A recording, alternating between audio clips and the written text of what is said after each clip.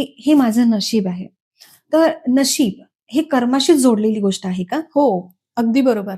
कशा प्रकारे? म्हणजे आज केलेलं नाही, आज जे तुम्ही कर्म करतात आहे, ते तुमचं उद्याचं नशीब असणार आहे. आणि ते चांगले कर्म असेल, तर तुम्हाला चांगलं नशीब घडेल तुमचं आणि वाईट असेल, तर वाईट. मग जेव्हा दुःख येतो तेव्हा आपण हेच म्हणतो ना, की माझं कर्म बिघडलेलं आहे. कर्माची दशा चाललेली आहे माझी. आणि जर सुख असेल, तर मी हा नशीबवान आहे. तर ते नशीब त्याचं त्याने घडवलेलं आहे. कर्मच मात्र माणसाच्या हातात आहे.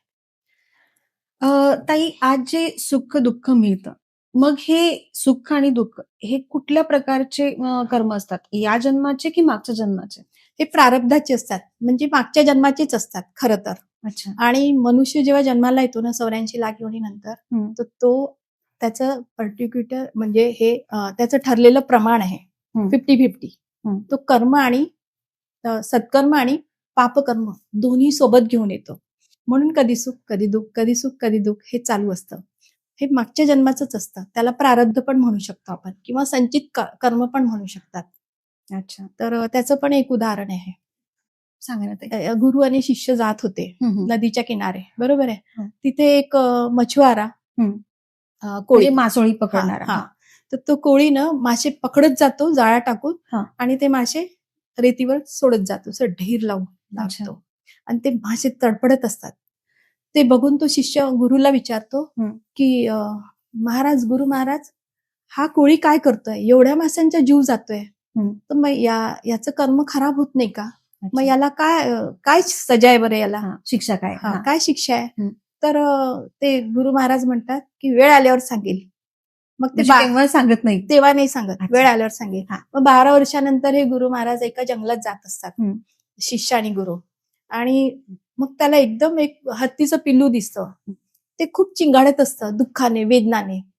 तर तो बघतो की गुरु महाराज हे सांगा की हा छोटासा हत्तीचं पिल्लू आहे, ते 2 झाडांच्या मध्ये फसलेलं असतं. त्यांची पिल्लू म्हणजे तर सैतानच, माणसाचं असो की हत्तीचं, प्राण्यांचं असो.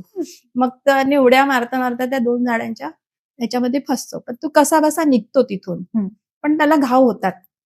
घाव झाल्यानंतर त्या घावमध्ये खूप अळ्या पडल्या असतात आणि तो इतका दुःखाने चिंगाळत असतो आणि या शिष्याला खूप वाईट वाटतं की हा इतका हत्तीचा बच्चा एवढा आणि याला एवढं दुःख का? तर याचं उत्तर काय आहे? याने असं कोणतं पाप केलेलं आहे?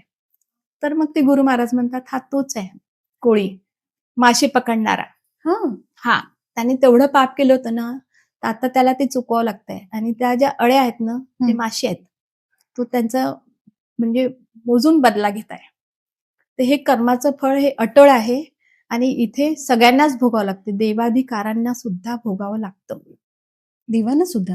हो. आता रावणासारखी तर भक्ती कोणी केलीच नाही. सांगा मला, केली का? नाही.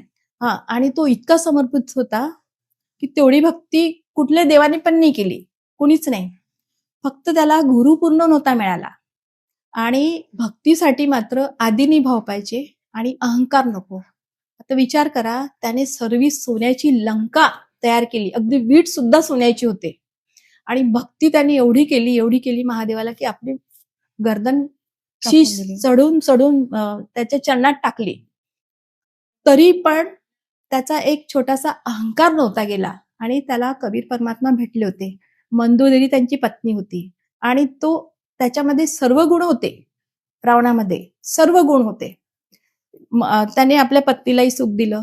त्याचा भाऊ विभीषण विभीषण होता, बहीण भाऊ, आई वडिलांना, सगळ्यांना, प्रजाला पण खुश ठेवलं त्याने.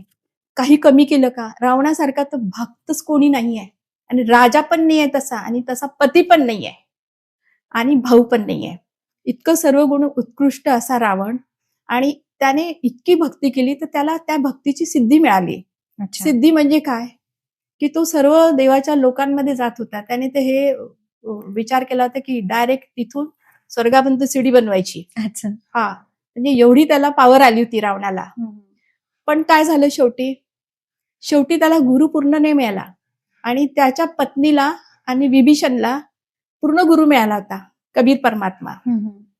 तर त्यांना सर्व सुख कशी मिळाले हे बघा.